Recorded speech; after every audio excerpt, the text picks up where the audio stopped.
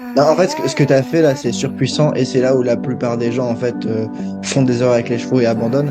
C'est que tu as senti que ta jument était un peu moins proche de toi, ce qui est normal. On a mis en place du leadership, on a mis en place de la confrontation, des choses, des émotions négatives. Et en fait, justement, c'est de se dire, ce qu'il faut, c'est quand on a une situation comme ça désagréable, il faut pas en fait commencer à tirer des conclusions d'une situation sur un jour précis. Et la plupart des gens, ils sont, oh, aujourd'hui, ça s'est mal passé, c'est la fin du monde. Alors oui, si ça se passe mal tous les jours pendant 3 semaines, là, faut peut-être se poser des questions. Mais il y a des moments, et c'est normal, et j'en parle dans l'académie, quand tu vas travailler la relation, tu vas perdre en respect. Quand tu vas travailler le respect, tu vas perdre en relation.